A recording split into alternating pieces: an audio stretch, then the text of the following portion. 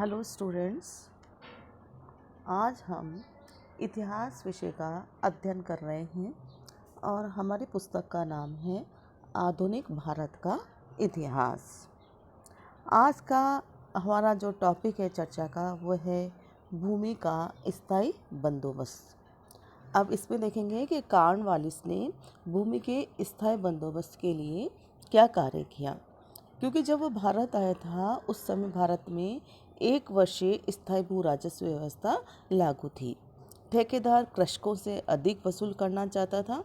तब जो कंपनी के संचालक थे उन्होंने कॉर्नवालिस को जमींदारों के साथ उदार दरों पर समझौता करने का आदेश दिया, ताकि जमींदारों से समय पर और नियमित रूप से राजस्व प्राप्त होता रहे।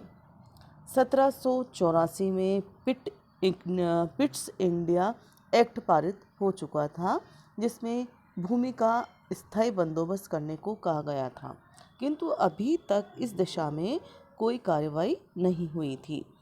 तब कॉर्नवालिस ने सर जॉन शोर और जेम्स ग्रांट के सहयोग से कार्य प्रारंभ किया और उसने इन अधिकारियों के सहयोग से पहले प्रारंभिक सुधार की। उसने कलेक्टरों को राजस्व संबंधी अधिकारों के साथ दीवानी न्याय का अधिकार भी दिया। कुछ समय बाद फौजदारी न्याय की शक्ति भी उन्हें हस्तांतरित कर दी।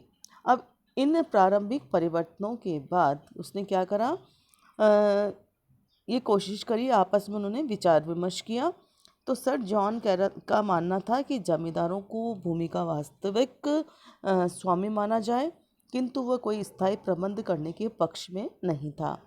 कॉर्नवालिस सर जॉन के विचारों से सहमत था और 1790 में उसने जमींदारों के साथ 10 वर्षीय समझौता किया और ये घोषणा की कि इस व्यवस्था को स्थायी भी किया जा सकता है।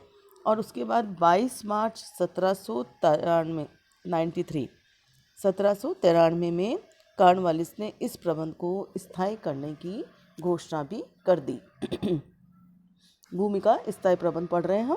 अब इसमें क्या क्या व्यवस्थाएं की गई जो हम देखेंगे। सबसे पहले तो इसमें उन्होंने क्या करा था, जो जमींदार थे उनको भूमि का स्थायी स्वामी मान लिया। ठीक है। दूसरी पॉइंट, राज्य जो है भू स्वामित्व के अधिकार से मुक्त हो गया, अतः जमींदारों से किसी अन्य कर का दावा भी नहीं किया जाएगा। तीसरा, जमींदारों से जो राजस्व दर निश्चित की गई थी वह 1765 की दर से दुगनी थी। मतलब कंपनी का कहना था कि इस स्थायी प्रबंध के बाद यदि उत्पादन बढ़ता है, समृद्धि भी होती है, तो भी राज्य को इस दर से या इस दर में वृद्धि करने का अधिकार नहीं होगा। चौथा, राज्य जमींदारों से समस्त न्यायिक अधिकार छीन लिए गए। और पांचवा था, जमींदारों तथा उनकी रैयतों के बीच संबंधों के बारे में जमींदारों को स्वतंत्र कर दिया गया। मतलब उनसे कहा गया कि वह अपनी रैयत मतलब किसानों के लिए पट्टे जारी करेंगे, जिसमें जमींदारों और रैयतों के बीच पारस्परिक संबंधों का उल्लेख होगा। अब इसकी हम विशेषताएं देखेंगे कि स्थायी भू प्रबंध की क्या क्या विशेषताएं हैं। भूमि की उपज का उपयोग करने वाले 3 पक्ष होते थे, सरकार, जमींदार और किसान। 1793 के पहले जमींदारों को लगान वसूल करने का अधिकार था, किंतु वे भूमि के संपत्ति के स्वामी नहीं माने जाते थे, मतलब भूमि के स्वामी नहीं माने गए। इसीलिए कोई भी जमींदार न तो भूमि बेच सकता था, न दान दे सकता था और न ही उनको हस्तांतरित कर सकता था। किंतु अब क्या करा उसने, कॉर्नवालिस ने भूमि को संपत्ति मानकर उसके स्वामी को बेचने, दान देने, दूसरों को हस्तांतरित करने का अधिकार प्रदान किया। और ऐसा करने से पहले कोई भी उसको सरकार से अनुमति लेने की आवश्यकता नहीं थी। ये थी स्थायी बंदोबस्त की विशेषताएं। इसके पश्चात हम इसके गुण और उसके पश्चात इसके दोष भी देखेंगे। सबसे पहले तो हम इसके गुण को देखते हैं कि क्या क्या गुण रहे हैं स्थायी बंदोबस्त के। पहला पॉइंट तो हम यही उठाएंगे कि इस व्यवस्था के परिणाम स्वरूप राज्य की आय में वृद्धि हुई। अब जो 1765 में प्रचलित दर थी उससे इसमें अब दुगनी हो गई। दूसरा पॉइंट, धन की काफ़ी बचत होने लगी समय और धन की, क्योंकि अब बार बार भू राजस्व निर्धारण में सरकार को समय और धन की हानि नहीं उठानी पड़ती थी। इससे कंपनी की वार्षिक आय भी निश्चित हो गई। मतलब ये स्पष्ट हो गया कि कितनी आय उसको प्राप्त होगी, बार बार उसको बनाना नहीं पड़ेगा कि कितनी आपको मिलनी चाहिए। इसके अलावा जो स्थायी व्यवस्था के लागू होने से क्या हुआ, अधिकांश जो अधिकारी थे वे राजस्व के मामले से मुक्त हो गए। अब वे दूसरे कार्यों में अपनी उपस्थिति दर्ज कराने लगे थे। नेक्स्ट हमारा है कि एक ऐसे वर्ग का, एक स्वामी वर्ग का निर्माण हुआ, क्योंकि जमींदारों से अंग्रेजों ने एक समझौता किया था और इसमें वह पूरी तरह से अंग्रेजों पर ही निर्भर था। तो उनके इस प्रकार निर्भर होने से समाज में एक स्वामिभक्त वर्ग का निर्माण हुआ। नेक्स्ट हमारा देखेंगे कि भू राजस्व की दर निश्चित हो जाने से भूमि के विकास के लिए पूंजी लगाने तथा उत्पादन में वृद्धि करने की आशा की जा सकती थी, क्योंकि अब तो फसल हो या ना हो वार्षिक तो चुकाना ही पड़ेगा। इसी तरह से संपन्नता में वृद्धि भी हुई, क्योंकि कृषि उत्पादन में वृद्धि होएगी तो संपन्नता भी बढ़ेगी। अब भू राजस्व तो निश्चित हो गया, इससे संपन्नता का राज्य पर कोई लाभ नहीं था, किंतु इससे राज्य को परोक्ष लाभ मिलने की आशा थी, क्योंकि कृषि उत्पादन का विकास होने से व्यापार और लोगों के जीवन स्तर में संपन्नता आना स्वाभाविक है। इससे पूरे बंगाल में एकरूपता आई। इस व्यवस्था का लागू होने से पूरे बंगाल में एकरूपता आ गई। कैसे आई कि जैसे जमींदारों से न्यायिक शक्ति भी छीन लेने से दोहरा लाभ हुआ।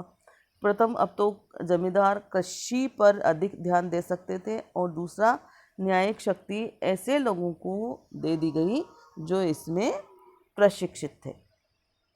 और लास्ट इसका क्या गुण था, इस व्यवस्था में जमींदारों का पक्ष लिया गया। साथ ही उनसे ये अपेक्षा की गई कि वे रियायत के हितों की उपेक्षा नहीं करेंगे, क्योंकि जमींदारों को उन्हें पट्टे देने थे, और यदि वे रैयत के अधिकारों का अतिक्रमण करते हैं तो रैयत को न्यायालय में भी जाने की व्यवस्था थी। ये तो इसके गुण। अब स्थायी बंदोबस्त में कुछ दोष भी होंगे, वो देखते हैं क्या क्या था। पहला पॉइंट तो हमारा यही है, किसानों से भूमि का स्वामित्व छीन लिया गया। पहला पॉइंट आप डालेंगे, किसानों से भूमि का स्वामित्व छीन लिया गया। कैसे?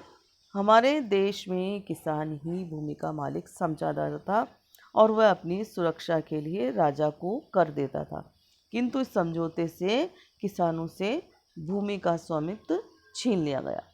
दूसरा हमारा पॉइंट या दूसरा हमारा दोष था, भू राजस्व की दर बहुत ऊंची निर्धारित करना।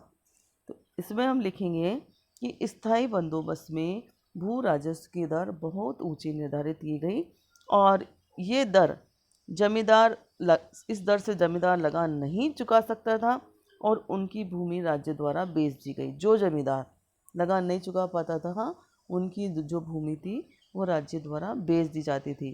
तो इस प्रकार अनेकों को उनके व्यवसाय से बेदखल भी होना पड़ा। तीसरा, नए वर्ग का उदय, ये एक नया दोष था।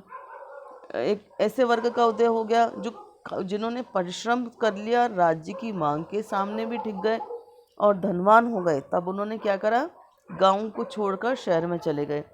अब ये लोग क्या करते थे, खुद तो कार्य नहीं करते थे, लेकिन दूसरे लोगों से ये लोग कार्य करते थे।